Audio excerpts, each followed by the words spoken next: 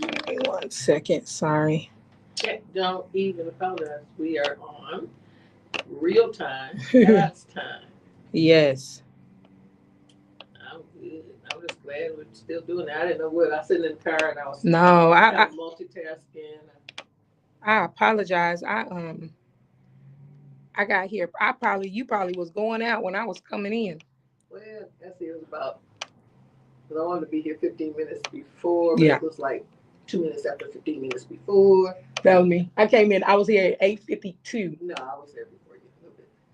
Yes, ma'am. I Yeah, said. like you said, we probably, pass each other. Well, it was only one elevator. But you were in the car by the time I came up. Mm-hmm. But I am so happy to meet you. You too. I understand you have a podcast as well. So I am getting back into it. I'm not gonna lie to you and tell you that I've been doing it actively. I had a lot of moving parts with the businesses and running brick and mortars and Lord Jesus, all the things. It got to be a lot. So I had to kind of take a minute and prioritize the but I bet you know some people who have podcasts. Oh yeah. Yes, ma'am. Are you looking to get more exposure? Yeah, and my exposure. I think I'm live right now. Don't even realize it. Hold on, let's be quiet.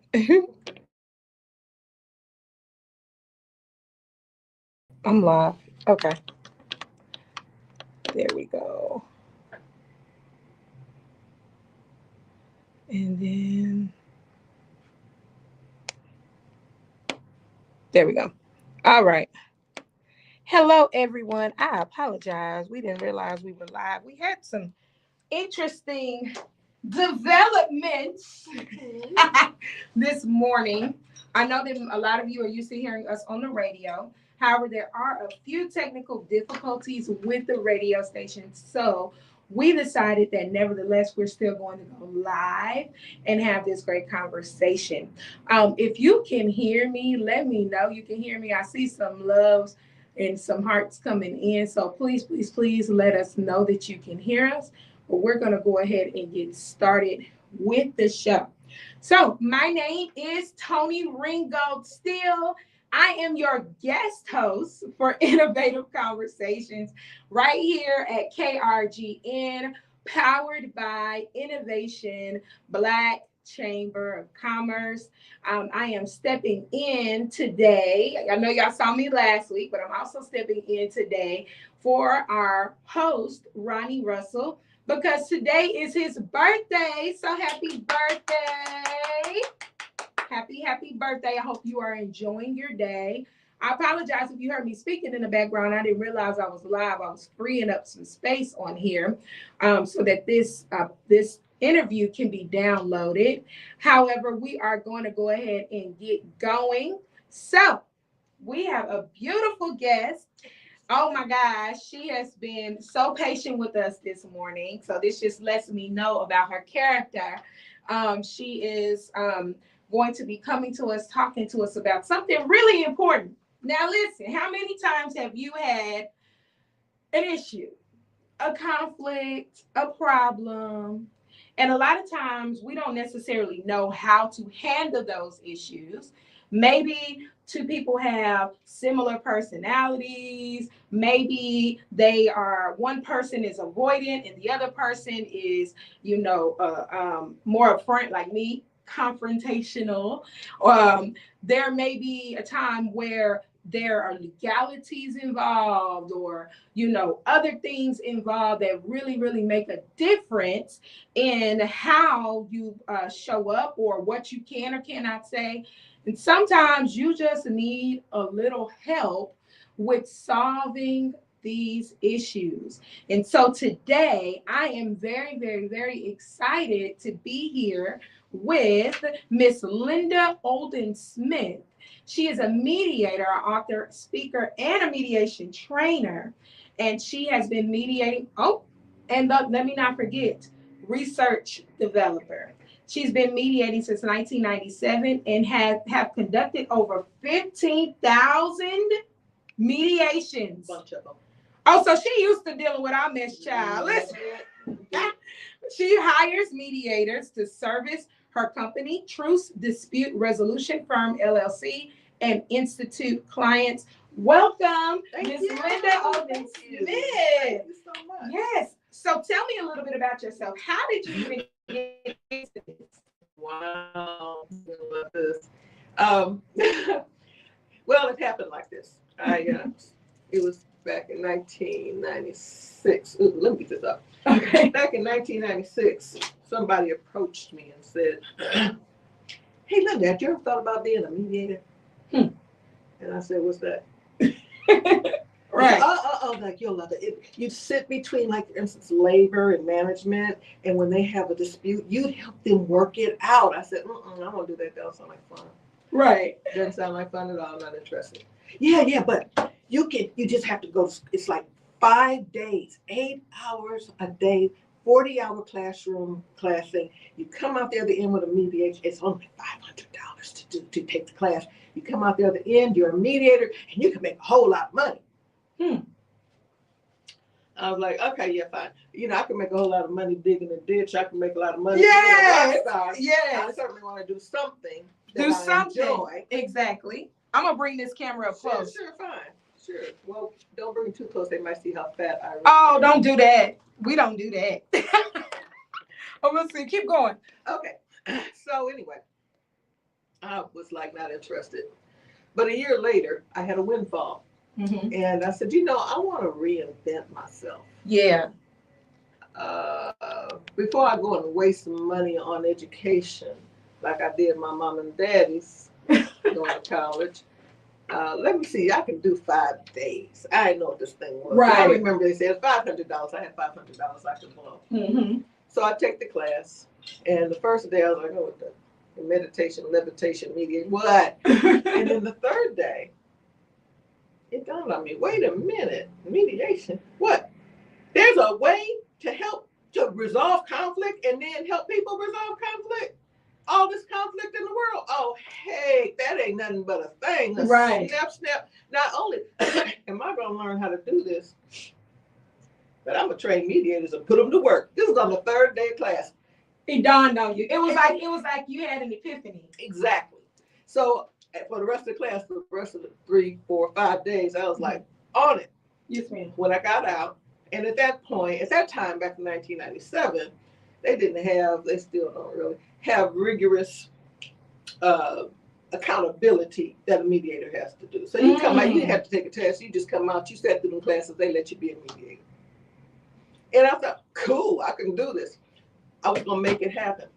And for the first year, I went out and I volunteered. There were volunteer mediation places, dispute resolution centers, they call them. And I volunteered. I must have done 150 cases that first month free because I wanted to learn how to do it. And really get it down. I love that.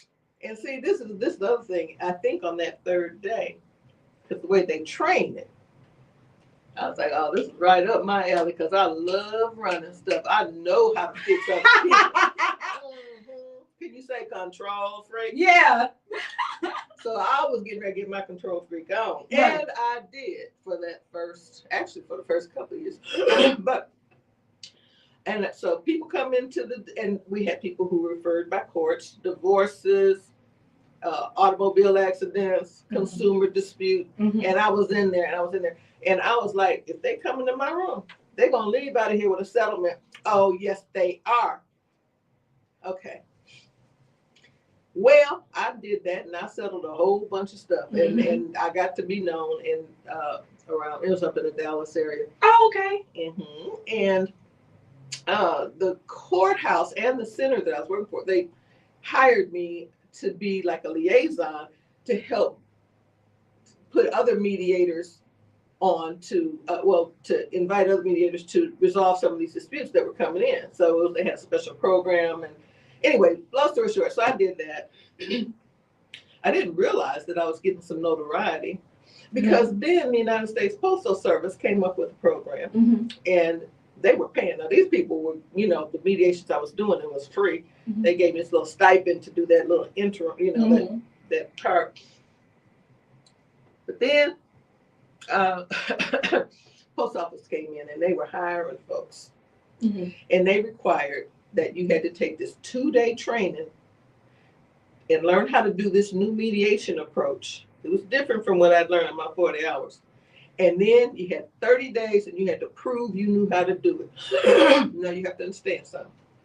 After doing that for free Mhm. for a long time, I didn't care what these people said mediation was. I was going to learn. They could say it was shining shoes. I was going to learn because they were paying. Right. And they were paying. At that point, they were paying like $500 to $800 per case. Okay, so let me, Yes, not to interrupt. No, do interrupt because I will not shut up.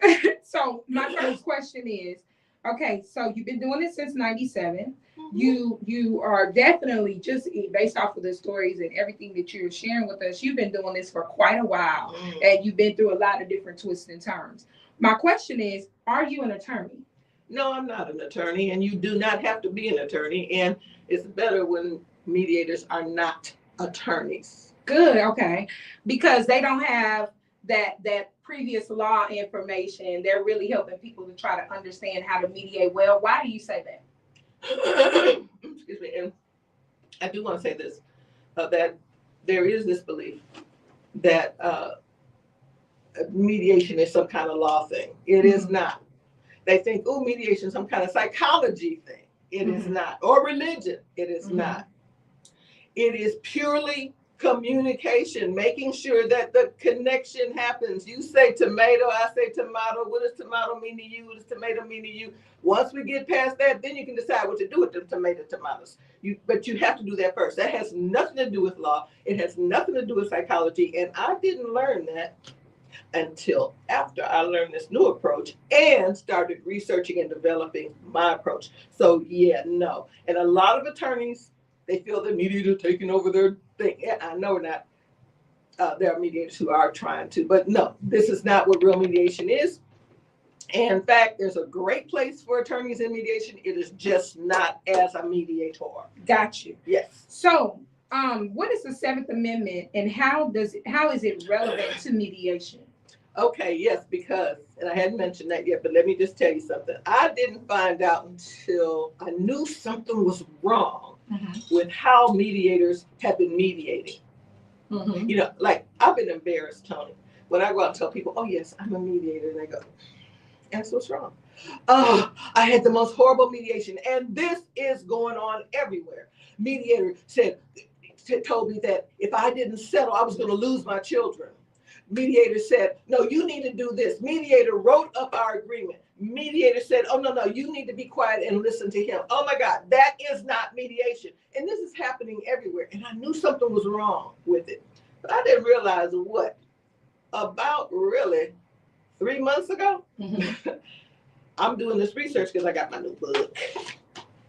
Wait, you wrote this book? Yeah. Okay, wait a minute. It's the fourth. For a commercial break. Structured mechanical resolution, mediating disputes with the thought resolution protocol. This is trademarked.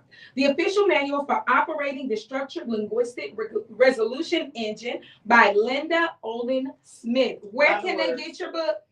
Amazon.com. Amazon.com. Okay. But when I was doing the research for this newest book, I found out that there is a federal law, and it's the 7th Amendment of our Constitution that guarantees citizens the opportunity to a jury trial. Now, okay, how does that manage with mediation? We don't have a jury trial.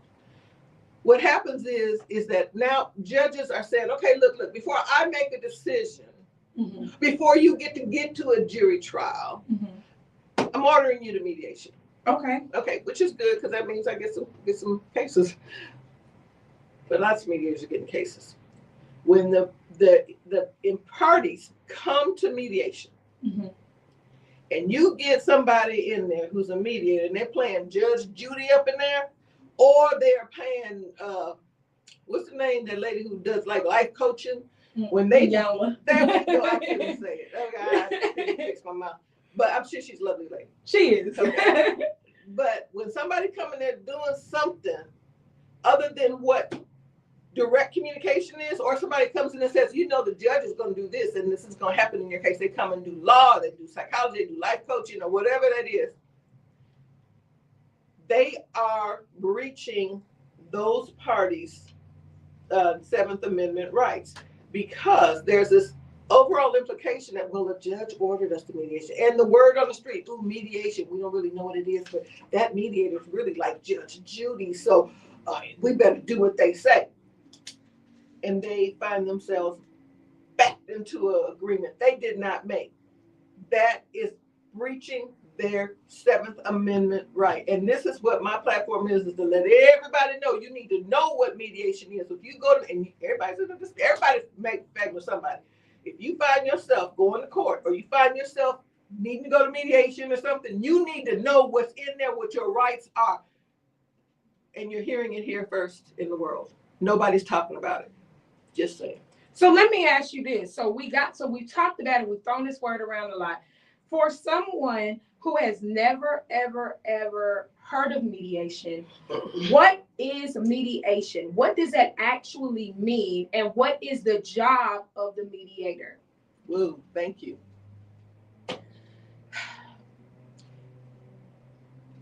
Let me read this. Oh, I don't have it actually there. Not only do we have the Seventh Amendment, but this lays it out for you. The Texas legislature has laid out the standards for mediation. Okay. What the standards of mediation are and what a mediator is to be.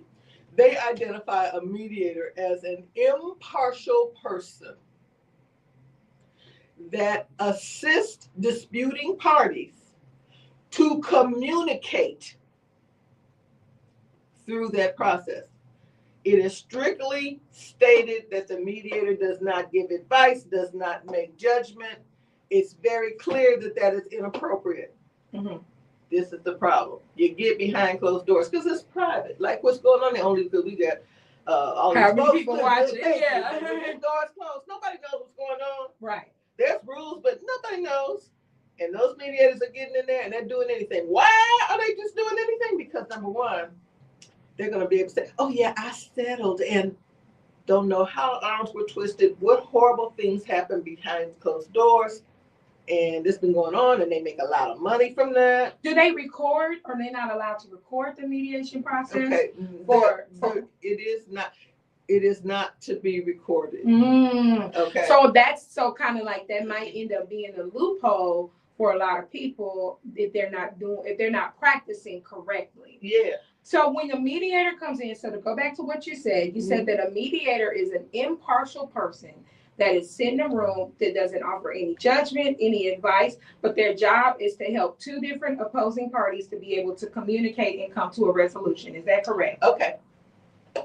To be able to communicate so that the parties can come to a resolution, not so that the mediator can say, this is what you all need to do. Correct. Okay. Imagine this. You have somebody from Great Britain and they go to the Amazon jungle. They do not speak English, and that little Amazonian does not speak. They do not speak whatever that language is, and Amazonian does not speak English. And he picks up a rock and he says, rock. And the other person says, okay. They're not communicating. Right. It's like the mediator is a translator, but doesn't translate. The mediator is a voice that says, okay, rock. Okay. Basically, like it is. What does mean to you? What does rock mean to you? Rock means to them, this is a gift I'm going to give you. The other one means, this means I'm going to cut your throat. Okay. So wanting to get everybody on the same page with what these words mean, not only just words, but gestures. You roll your eyes. Mm-hmm. Somebody else thinks, what you trying to say? The other person says, I had something in my eye. Doesn't matter if lying or not. Want to get those people on the same page so that they can talk about what to do with the issues. I always like to say, a dustpan and a broom. Mm-hmm. Okay. It's easy to know what to do with the dustpan and the broom if that's a divorce. Okay. I want the dustpan. I don't want that broom. Okay. But the real problem is you said so-and-so, and that really pissed me off, and you did so-and-so. Once you get that crap out, excuse me, may I say crap? FCC allow that? I think that's so. Not the word I'm yeah. going to say. That stuff out the way. There we go. Once we get that out, once they get that out the way, it's easy to say, oh, okay, well, shoot, put the dustpan over there, put the broom over here. So that is what is supposed to happen. However, you got number one, people making a whole lot of money with behind closed doors, doing the wrong thing. Another thing is that people are ego tripping. And I'm going to tell you, remember I told you I was a control freak.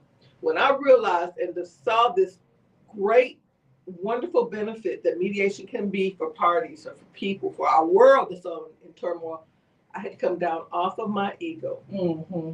And people don't want to do that. I didn't want to. It took a little discipline to get up off of that. Mm-hmm. But what it does for our community is unbelievable. So that's my platform. So did that answer that question for you? Yeah. You answered. You are a talker. Told you. I don't know how to shut up. This is good though. I mean, it makes my job easy. Okay. Listen, I don't have to fill in. Sometimes when I'm doing interviews, Miss Linda, it's like watching paint dry, and I'm just like thinking of questions and stuff. Not only is she a talker, but she gave me a whole interview. She came prepared, and I love that. It makes my job easy. But as I'm thinking about this, right, and for someone who has never experienced mediation or anything in the past, I have heard of it, and I've heard of different conflict resolution. It seems like it may be advantageous so that you can stay out of the court system, especially when it comes to resolving disputes. Because if you're able to come to a resolution without having to get the courts involved or the law involved, that can often save headaches, can save issues and money and all of that. So, okay, so say for example, but let me ask you this. Sure. What are some examples of times where people may want to get in a mediator? Give me some issues or some things that may come up where somebody may say, oh, you know what, I think I want to do a mediator or use mediation rather than going to court. And another thing is if there is a resolution that is made in mediation, is that law? Is that binding? Is that binding? Yes, it is. Okay. Okay, so number one, there's two things. One, typically our society now, because the courts are the dockets, meaning all the cases, they are backlogged. Mm-hmm. To get your case before the judge is like, whoo. So judges for the last 30 years have been delegating mediation as, look, I'm not going to do this until you go to mediation. You try to work this out in mediation. So they're ordering mediation. That's one way you get into mediation. You don't have to wait for a judge to order it. You can say, you know what? No, you wrong, landlord. I've been living here, I'm paying my rent. You didn't do such and such. We're not going to court. Let's call a mediator in. I like it. Okay? So you cut the court fees. Now, I think the court fees for justice of the peace, which would be like landlord tenant, somewhere $75, and then you got to do it, maybe $150, which isn't a lot of money because you're talking about maybe a $2,000 lawsuit or something. Okay, not a lot of money. Now you might want to get an attorney. You know, you can have an attorney with you in mediation if you want. You know, to guide you along legal lines. You can have your phone and call Google and say, "Hey, what should I do?" A chat meal. Thank you, Gemini. So you can do that. But what's going to happen is you're going to come into the situation where you got a mediator. And this is why I'm here. You want to be careful about the mediator you select. People don't know the questions to ask. I'm going to tell you now today. I'll tell you when you find out. For free, by the way. I'm telling you for free. How to know what to ask that mediator before you select that puppy. So what are cases? Anything that there's a dispute. If it's a landlord tenant, if automobile accident, a divorce, okay, a roommate dispute. Oh shoot, what are all the things people fight about? I'm going to tell you the truth. If it's done right, we can take this puppy on to Ukraine and Russia, to Palestine and Israel. That's real. But it's a systematic thing because everybody's into ego and everybody's into good versus evil. So it sounds like to me that mediation takes the emotion out of it completely, and it just puts the facts on the table. Right there, and help people be able to deal with and deal with the facts. Well, I honestly think that I am interested in this. And me and you gonna talk after that because I'm gonna tell you why. One, because I get people all the time coming to me and they're talking to me about situations and they ask me advice. And from what I've learned, especially being in business, it used to be a time where I would give my thoughts and I would give my opinions. But what I found out about that is that the minute you give your opinion, then the person's going to go back to the other person and say, well, Tony said that you and in that moment, I realized that, wait a minute, you came to me, you asked me my thoughts, you asked me my opinion, but both parties were not in the room, number one. And then number two, you taking now my thing and you put me into your mess, and that's not what I'm going to do. So now when people come to me and they ask me questions, I ask them the facts. I ask them, hey, okay, so this is your thoughts, but have you gone to that person and have you talked to that person about it? It really kind of goes back to the scripture when it talks about when you have an art with your neighbor, right, that you're supposed to go to your neighbor. But if you cannot resolve it with your neighbor, then you go and you bring someone, an elder or someone that is qualified, i.e. a mediator, into the room. And at that point, that's when you try and work out the issues. So it sounds like mediators have been around since the beginning of time. They just haven't known exactly what to do. Some probably do. Yeah. So, see, we confuse mediator with King Solomon. Correct. Okay. Cutting the baby in half. Hey, wait now. There's a place for King Solomon now. We're not going to knock him off his throne. Right. Okay. But rather than be King Solomon and say, okay, let's cut that baby in half. Right. A mediator says more of, okay, so this is the situation here, the situation here. What thoughts are surfacing at this point in this discussion about what is best in each person's perspective about what needs to happen to manage this baby situation and what makes it better as the parties move forward down the line after this baby situation has been resolved, rather than saying, okay, now y'all, you know what, I tell you what, I'll make that decision, I'm gonna cut that baby in half. Right. Which of course, but this approach is it's just different. Okay, so we are literally coming to the end of our time. No. I know it went so fast, but if listeners want to be able to contact you directly, how can they get in touch with you? The best way is truce.media@aol.com. truce.media@aol.com. Okay. I want to say a couple of other things, if I may. Real yeah, quick. Go ahead. I see the plug. It's a plug in red, y'all. Yeah, come on. That's coming afterwards. Okay. On Saturday, April 25th, okay, at 11 a.m. to 1:30, I'm holding a free talk at the New Occasion Event Center. Now, this is on the IBCC website as an event. It's free. You do have to register for tickets. We only have room for 50 people. And what is this going to be about? This is this is what it says. What you probably don't know about your 7th Amendment rights in resolving your dispute. I'll be answering questions. I'll be explaining, not only going to court, not only doing mediation, but going to court. Okay. I want to say this last little thing, the plug thing. Yeah, okay. This is the deal. Mediation, a mediator, well, it's the night mediator. Impartiality is very, very important. Nobody knows what impartiality is. Mm-hmm. They think, well, it's what I feel is the right thing to do. Okay. So right now we have a race coming up for Justice of the Peace. Yes, we had a runoff for precinct 4, place 2. Right now we have 2 people. We have Latasha Caraway Quarles and we have Jessica Gonzalez running for that. Mm-hmm. I was looking up, because I want to make the best decision on how to vote, and everybody do what you need to do.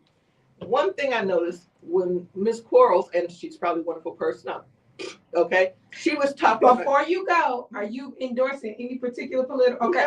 No. Yeah, we just can't do that here on this platform. I'm just giving an example.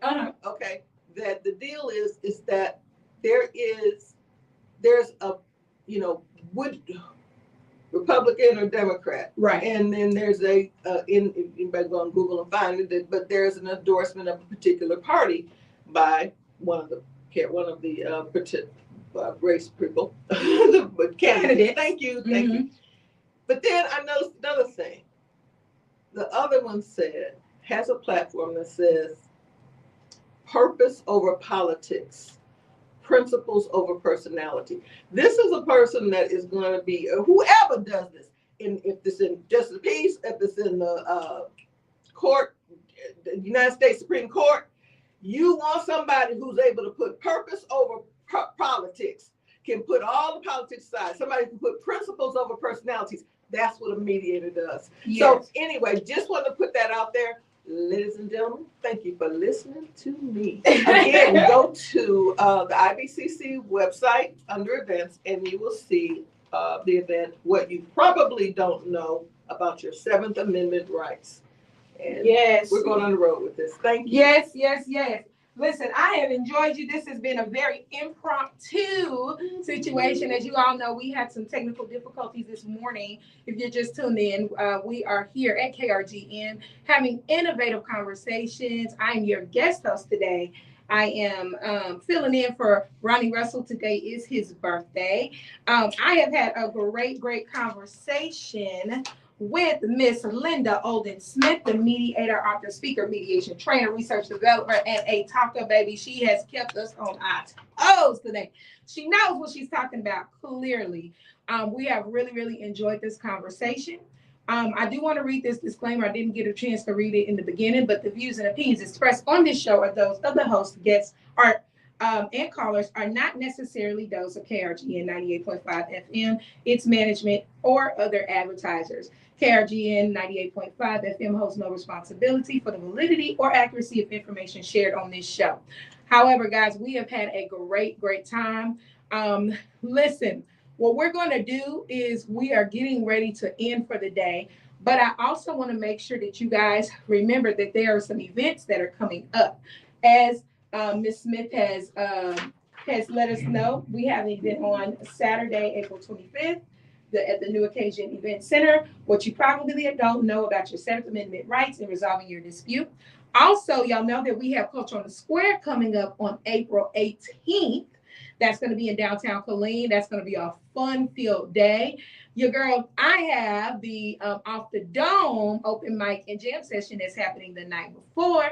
There's just a lot of wonderful events that are going to be happening. And so make sure that you're in attendance. Come out and support. Let's continue to make this community great. I'm telling you guys, we have had a great run this year. 2026 has been great. I have had met so many amazing people. It's really cool being able to be back in the seat again, doing interviews. But most of all, I think that it's important for us to continue to keep pushing and keep doing the things that we know we are supposed to be doing, even when it looks a little crazy, even when things are moving around and going, haywire around us. It's important for you to remain grounded and stay fixed in what God has called you to do. And if you don't know what that is, go find out. Guys, it has been a pleasure being here this morning. Again, happy birthday to Ronnie Russell. I am your guest host, Tony Ringgold. Appreciate all of you, all of our viewers today, and those who are watching right now, and those who will catch it later on. As you can see, I'm a little dressed, a little down. That's because I got to get to the gym. Okay, I got to go work this thing on out this morning before I head on into the office. But guys, thank you so much again for tuning in, and always remember, there's enough sun in the sky for everyone to shine.